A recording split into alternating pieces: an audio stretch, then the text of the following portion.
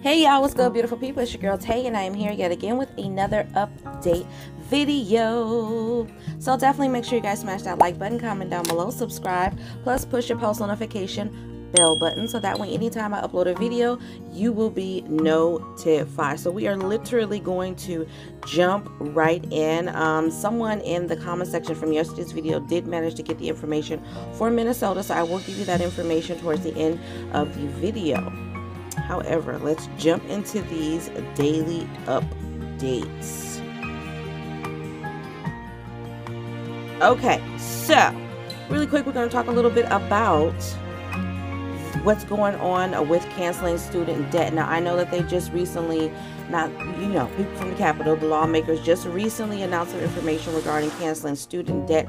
But again, it was for a specific group of people, specifically for people whose loan servicer, I believe, is Navient.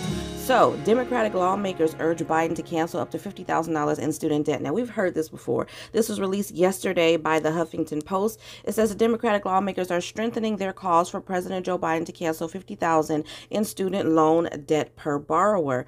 In a letter sent to Biden on Tuesday, Senator Chuck Schumer and Elizabeth Warren, as well as Representatives Ayanna Pressley, Pramila Jayapal, Ilhan Omar, and Katie Porter, led more than 80 lawmakers in pressing the president to cancel student debt, saying he is the authority to do so under the Higher Education Act. Now, I will be researching that because I want to know this information for myself. Y'all let me know if you want to know, and I will present this information in a separate video.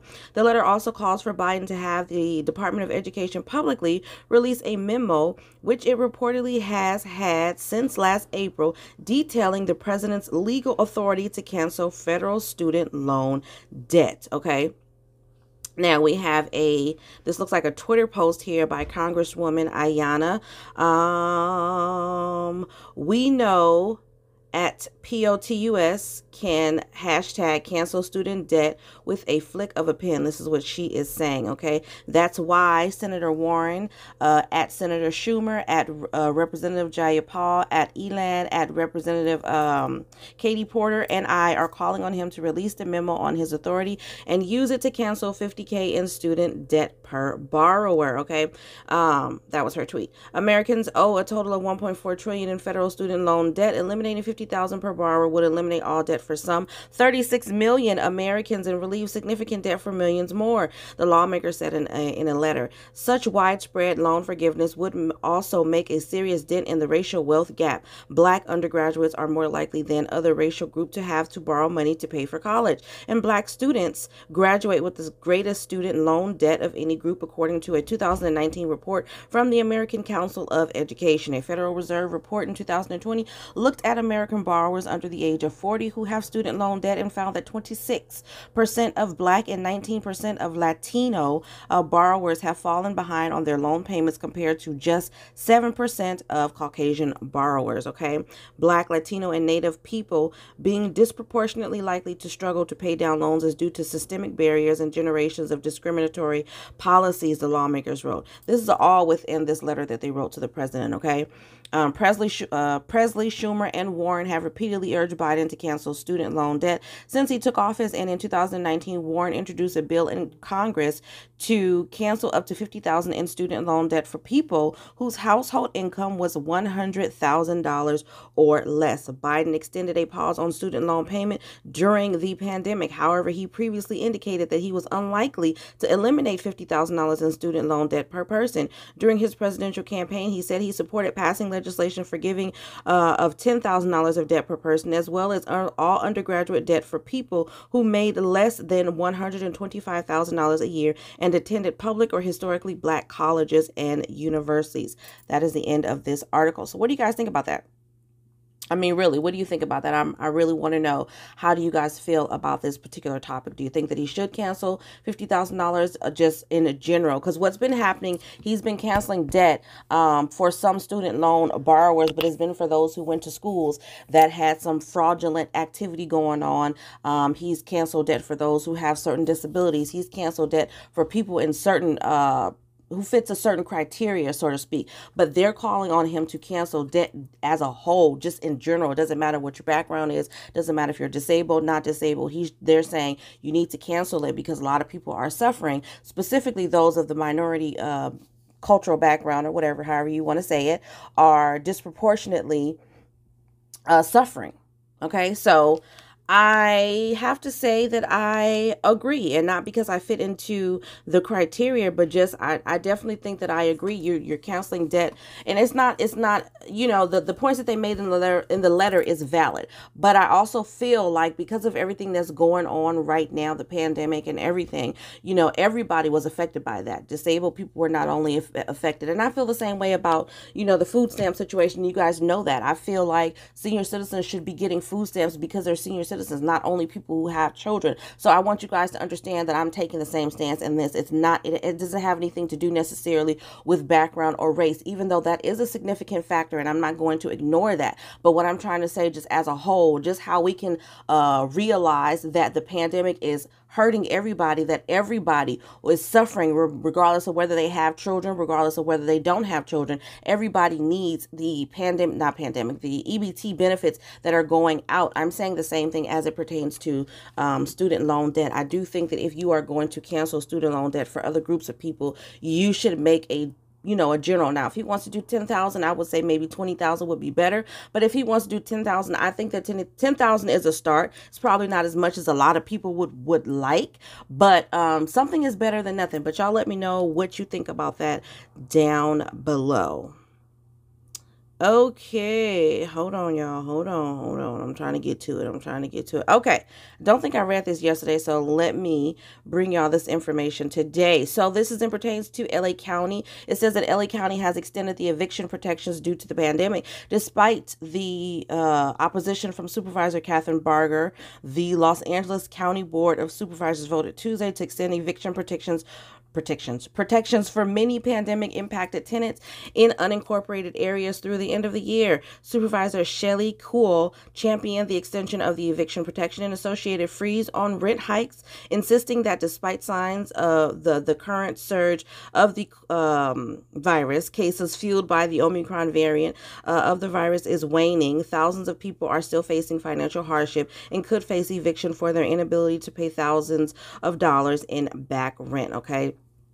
She says, I'm very happy to see our businesses reopening and people going back to work. But the 250,000 people who became infected in the last 7 days most likely do not have sick leave. And so when they have to quarantine in a home or place that they count on to be able to sleep and try to get well, they are not earning money because they are not being paid for being sick. This is happening to hundreds of thousands of our residents every week, and I 100%, 1000% agree, okay? But the extension met with the ear of Barger, who cast a sole vote against the move and said landlords have suffered enough financial harm, sometimes by tenants taking advantage of the eviction moratorium to avoid paying rent. Barger said county businesses have remained open despite the Omicron-fueled surge, and the county is even preparing to host a Super Bowl. She also said vaccination rates are growing, and combined with residents who have developed natural immunity, we are effectively living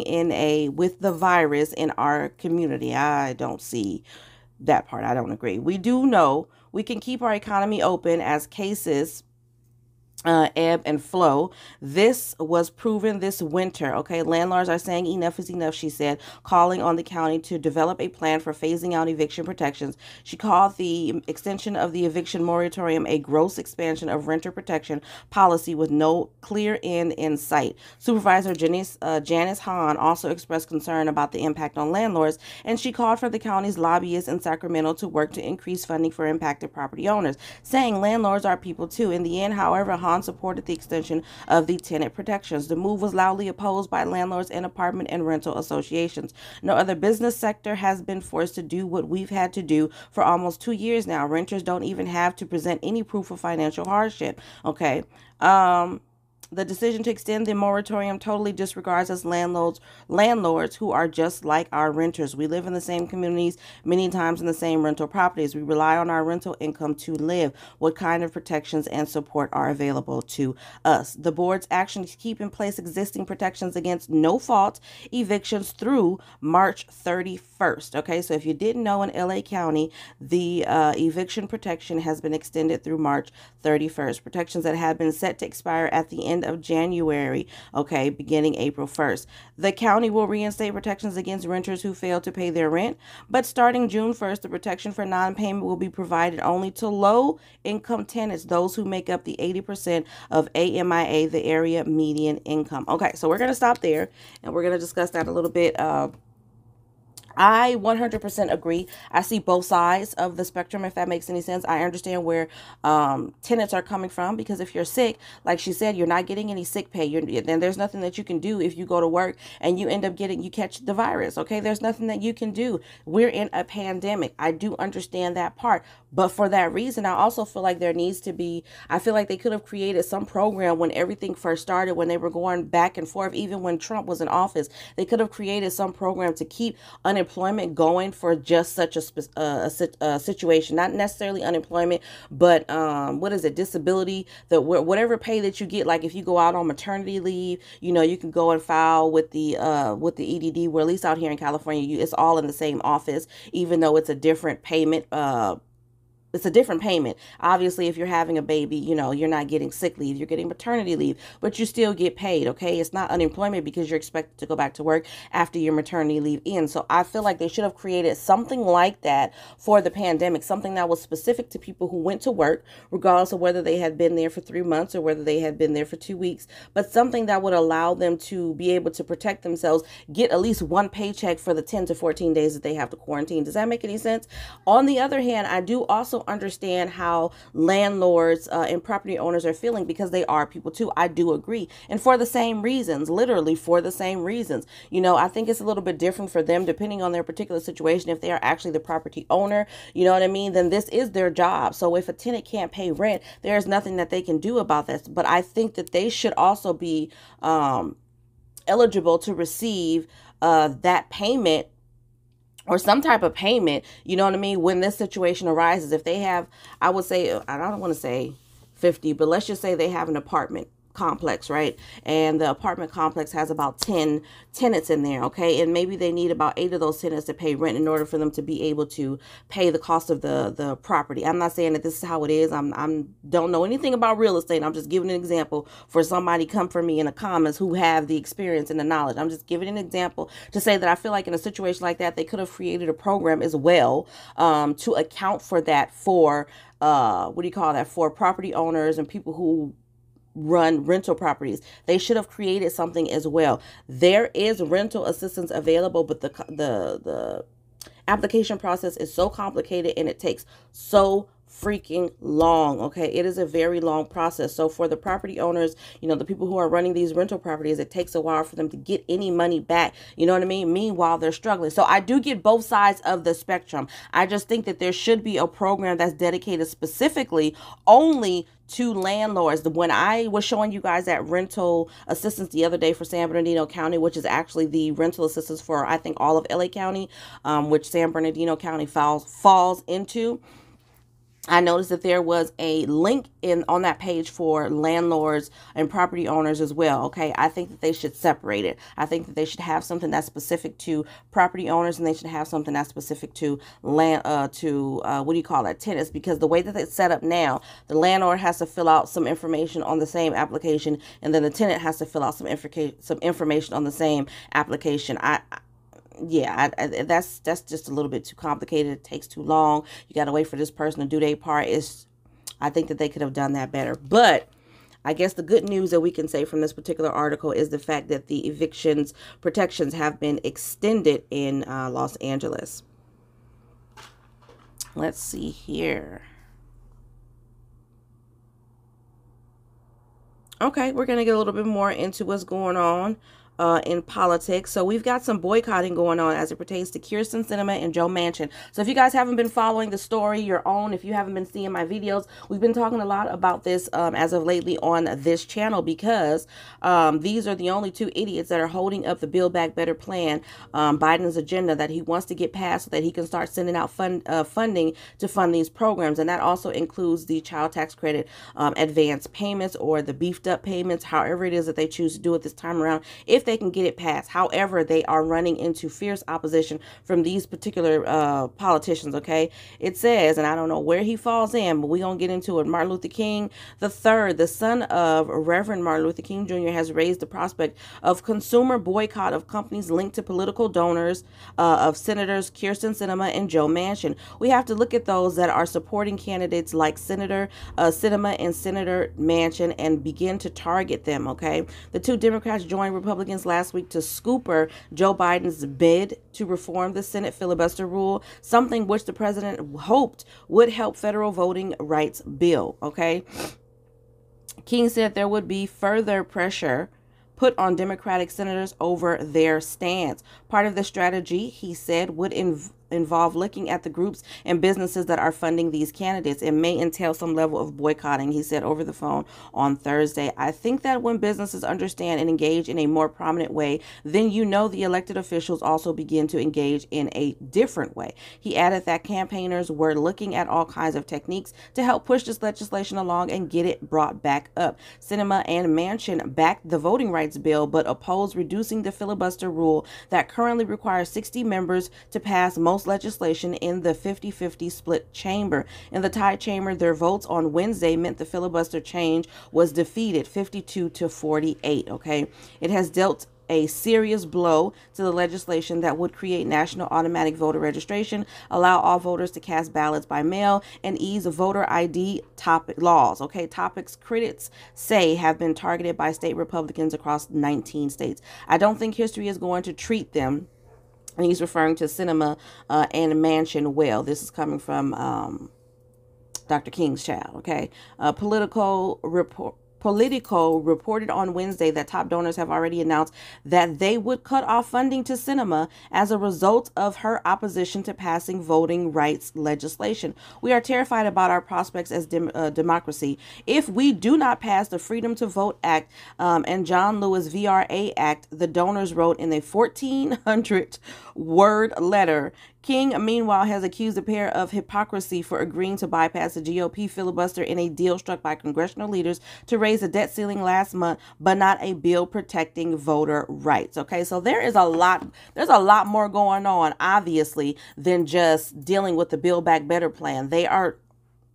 I'm putting quotes up because you know how I feel about what they feel is best for the American people. But it seems like there is some, I like to call it the fine print within the voting sector that they are trying to rectify, make it not so fine print, and make it to where in their eyes it's equal for all people. Okay, I do need to do a little bit more research on it because I don't know too much about it. I'm literally just going based off of what's written here in this article. But it seems that if businesses are going to pull their support from Kyrsten Sinema and Joe Manchin, that obviously they agree, because maybe these voting rights bills that they're trying to get passed affects them as well. So just be mindful, you guys. A lot of these people are going to be coming up for election for their chairs. I'm just encouraging everybody, no matter what state you are in, it doesn't necessarily matter whether you're voting Democratic in my eyes or Republican, and it really doesn't matter what you vote in my eyes. It's your choice at the end of the day. But I just encourage you to make the best choice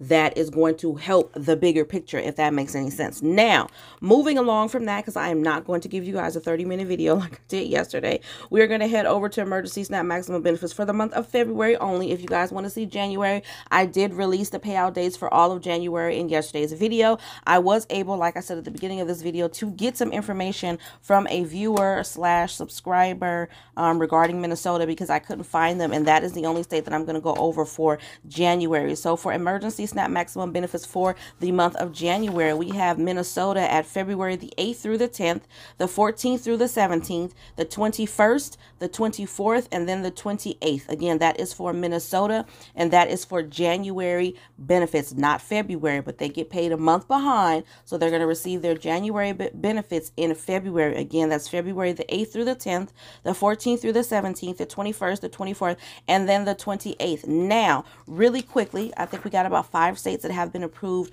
for February. I'm going to give you that info one more time today. So we have, for February Emergency SNAP Maximum Benefits, we have Iowa at February the 1st through the 10th. Maryland, February the 1st through the 28th. Michigan, February the 19th through the 28th. We have Wisconsin, February the 12th, and then a catch up during on April the 2nd. And then for Wyoming, we have February the 2nd through the 5th, based off of the first initial of your last name. Okay. Well, as always, you guys, I hope this information was in some way helpful or useful to you guys. I'm getting ready to go and dive deep into a self-love session. Okay. I have a tub of warm, bubbly bath water that I am anxious to get in, you guys. So yeah, I just felt like today was a day where I just needed to focus on me, give Big Mama some, you know what I'm saying, some attention, because y'all know my babies is going to be here this weekend, and it's going to be another hectic weekend, only because, so y'all know, all my kids got hair really quick. I'm pretty sure a lot of you guys have already clicked off, but if you haven't, I have 6 kids, right? And all of them have hair, and all of them have a lot of hair. Now, I used to try to do all of their hair in one weekend. So as you can imagine, even my son has hair. You guys have seen him. He has hair. It's thick hair. It's long hair. His hair has to be washed, has to be blow dried, and then it has to be put into a style, right? Okay, so even though he's a boy, I have 6 heads that I have to do as a point that I'm trying to make, right? This weekend, I have to do 2 of my daughters' hair. I said I was going to stop overwhelming myself by trying to do all of their hair. As you guys can imagine, my house was pretty much like a hair salon on the weekends when my kids come, because I would try to do everybody's hair on the weekend because they have school during the week and they're not here during the week. So I decided to stop doing that, and I split it up. So I did 2 kids' hair last weekend. I'm going to do 2 kids' hair this weekend. But I know you guys don't want to hear about that. This is actually a topic that I could be talking about on my other channel, which, by the way, if you guys have not already, I do have a brand new channel that I just started. It is called Live, Love, Elevate 2, and I will have the link down below in this description box just in case you guys want to go over there. That is where I will be uploading my beauty content, my makeup tutorials, you know, my self-love rituals and all of that other kind of stuff, family vlogs, shopping, all of that. Okay, so head on over there, show your girl some love, because we are definitely trying to glow and grow on both channels. As a matter of fact, if you guys haven't already smashed that like button, don't forget to smash that like button, because it really does help to let YouTube know that you like what I'm doing and you want me to stick around. And it's free, y'all. It don't cost you no money to smash the like button. Also, I have to keep telling you guys, as there are a lot of scammers out there. They are scamming channels from big to small. They are scamming social media accounts. I mean, Instagram, Twitter, and all of that. I do not have a WhatsApp. I will never ever ask you guys to give me any money or try to get you to download anything. If I'm going to gift you something, I'm going to gift you something. There is nothing that I'm going to ask you for in return. So I want you guys to be mindful, just in case, because I've seen a couple of times where someone has created a profile using my profile picture, using my name, and then will respond to you guys telling you guys to go to a WhatsApp or any of that. I am making it clear I am not going to do any of that. First of all, I have not done any giveaways on this channel, okay, as of yet. But when I do a giveaway, I'm not going to send you to try to download anything. I'm not going to send you to no WhatsApp or none of that. You guys will have direct communication with me, okay? And I will give you all the information in terms of that giveaway in the video. So I just want you guys to be aware of that. But on that note, you guys, I'm going to say, remember to live, love, and elevate. And I will definitely see you guys in the next video. Peace, y'all.